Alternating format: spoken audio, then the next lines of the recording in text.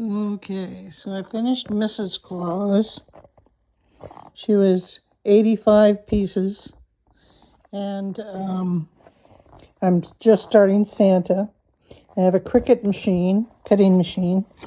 And so what it does is it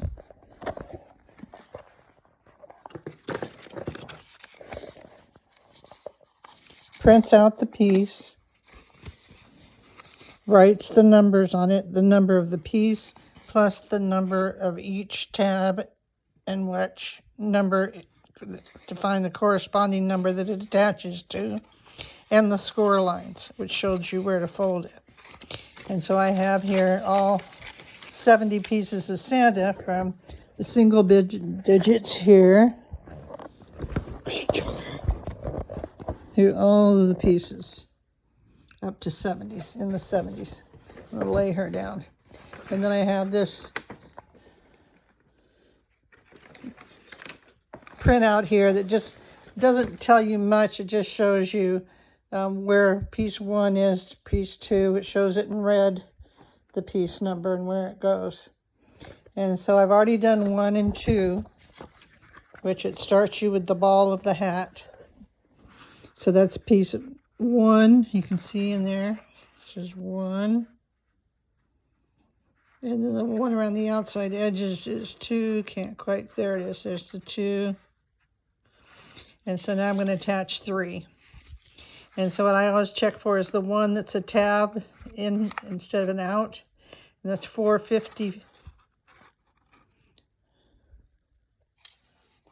It says 454.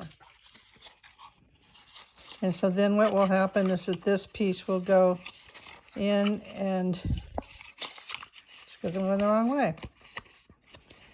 So this is the 454 that will go in here. And then these are all going to go around the outside, and this is going to make his sleeve. So we're starting up from the ball, not the sleeve, the hat. So that's what I'm going to be doing with all 70 pieces, and I'll do a few in between. The biggest thing is having good quality glue that dries well and clear, and a really fine tip, so you're not putting too much glue on it that will damage the paper and cause all kinds of other issues. So I buy this very expensive, this is barely art glitter glue. And the big thing here, what you're paying for, is these fine tip nozzles.